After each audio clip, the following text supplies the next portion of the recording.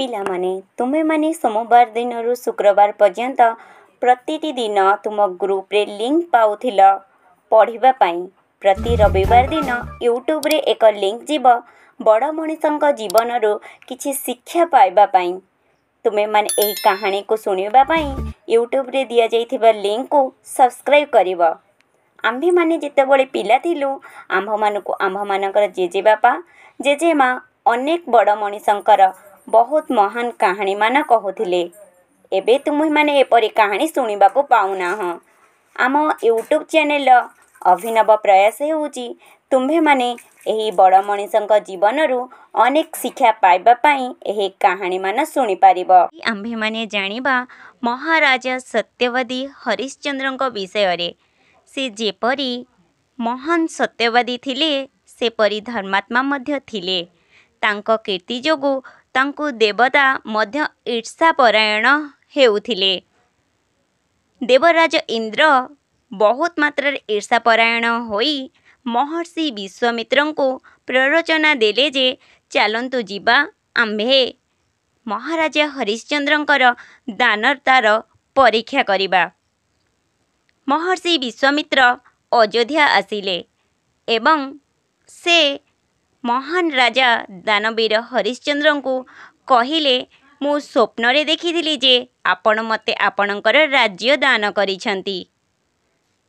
ଯେହେତୁ ସେ ଜଣେ ଋଷି ଥିଲେ ଏବଂ ରାଜା ଜଣେ ବହୁତ ସହନଶୀଳ ବ୍ୟକ୍ତି ଥିଲେ ଏବଂ ଦାନବୀର ଥିଲେ, ସେ ଋଷିଙ୍କର ସ୍ୱପ୍ନ ପୂରଣ କରିବା ପାଇଁ ନିଜର ରାଜ୍ୟକୁ ଦାନ ଦେଇଦେଲେ। ତାଙ୍କୁ ଦାନ ଦେଇଦେବା ପରେ ଏବେ ରାଜା ହରିଶ୍ଚନ୍ଦ୍ରଙ୍କ ପାଖରେ କୌଣସି ସ୍ଥାନ ନଥିଲା ନିଜ ରାଜ୍ୟରେ ରହିବା ପାଇଁ।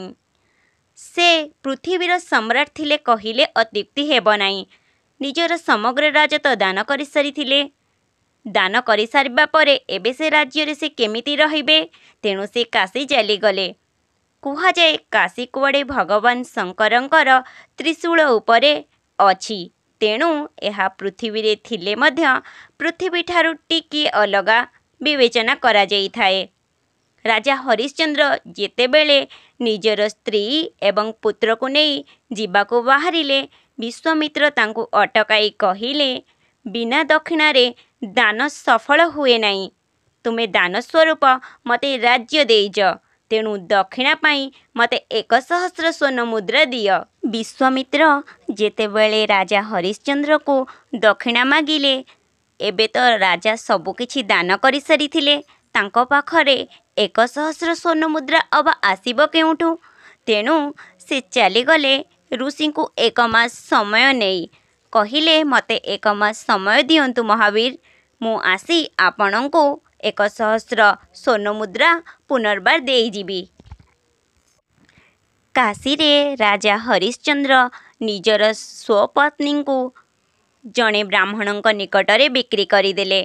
ତୁମେମାନେ ଜାଣିଛ କି ରାଜା ହରିଶ୍ଚନ୍ଦ୍ରଙ୍କର ପତ୍ନୀଙ୍କ ନାମ କ'ଣ? ଯଦି ଜାଣିଛ କମେଣ୍ଟ ବକ୍ସରେ ଲେଖିବାକୁ କୁହାଯାଉଛି। ରାଜା ହରିଶ୍ଚନ୍ଦ୍ରଙ୍କର ପତ୍ନୀ ଥିଲେ ମହାରାଣୀ ଶୈବ୍ୟା। ତାଙ୍କୁ ବ୍ରାହ୍ମଣଙ୍କୁ ବିକ୍ରି କରିଦେଲେ ଏବଂ ତାଙ୍କ ପୁତ୍ର ଥିଲେ ରୋହିତାଶ୍ଵ, ଯିଏ ବହୁତ ଛୋଟ ଥିଲେ। ଯେହେତୁ ସେ ଏତେ ଛୋଟ, ତେଣୁ ତାଙ୍କୁ ମାଙ୍କ ପାଖରେ ଛାଡ଼ିଦେଇ ନିଜେ ରାଜା ହରିଶ୍ଚନ୍ଦ୍ର ନିଜକୁ ଏକ ଚାଣ୍ଡାଳଙ୍କ ପାଖରେ ବିକ୍ରି କରିଦେଲେ। ତାହାପରେ ସେ 1,000 ସ୍ୱର୍ଣ୍ଣ ମୁଦ୍ରା ଯୋଗାଡ଼ କରି ଋଷି ବିଶ୍ୱାମିତ୍ରକୁ ଦକ୍ଷିଣା ସ୍ୱରୂପ ଦେଇ ଆସିଲେ। ମହାରାଣୀ ଶୈବ୍ୟା ବ୍ରାହ୍ମଣଙ୍କ ଘରେ ଦାସୀ କାମ କରିବାକୁ ଲାଗିଲେ। ଏପଟେ ରାଜା ହରିଶ୍ଚନ୍ଦ୍ର ଶ୍ମଶାନ ଘାଟରେ ଜଗୁଆଳି କାମ କଲେ। ସେଠାକୁ ଶବ ସଂସ୍କାର କରିବାକୁ ଆସୁଥିବା ଲୋକଙ୍କଠାରୁ ଟିକସ ନେଇ ଶବ ସଂସ୍କାର କରିବାକୁ ଅନୁମତି ଦେବା କାର୍ଯ୍ୟ ଚାଣ୍ଡାଳ ତାଙ୍କୁ ସମର୍ପଣ କରିଥିଲେ।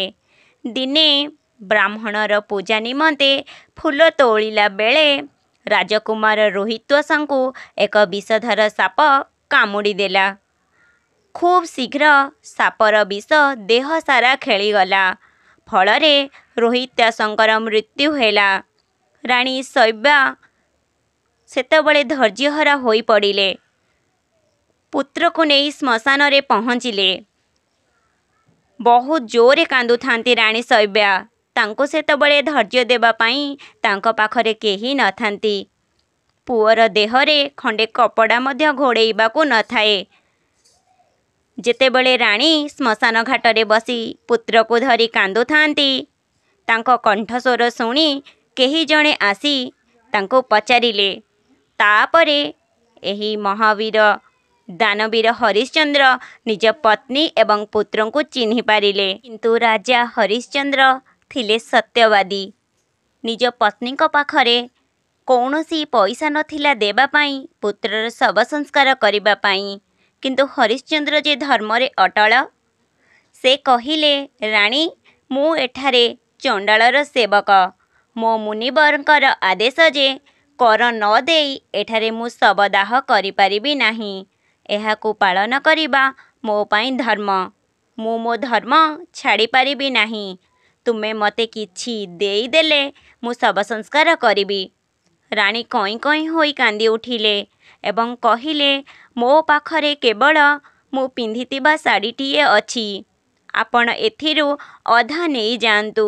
ରାଣୀ ନିଜର ଶାଢ଼ୀ ଚିରିବାକୁ ଯେପରି ବାହାରିଛନ୍ତି, ତତ୍କ୍ଷଣାତ୍ ସେଇଠି ଭଗବାନ ଇନ୍ଦ୍ର, ଧର୍ମରାଜ ଏବଂ ମହର୍ଷି ବିଶ୍ୱାମିତ୍ର ପ୍ରକଟ ହୋଇଗଲେ।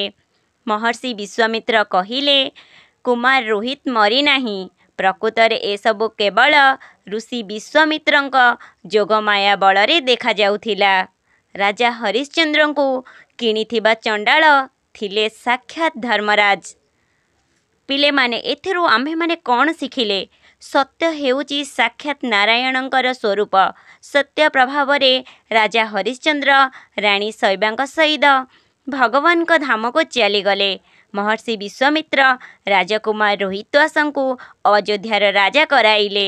ଏଣୁ ସତ୍ୟବାଦୀ ହରିଶ୍ଚନ୍ଦ୍ରଙ୍କ ପାଇଁ କୁହାଯାଇଛି, ଚନ୍ଦ୍ର ଟଳେ ସୂର୍ଯ୍ୟ ଟଳେ ଟଳେ ଜଗତର ରୀତି, ନ ଟଳଇ କେବେ ହରିଶ୍ଚନ୍ଦ୍ରର ସତ୍ୟବ୍ରତ ନୀତି।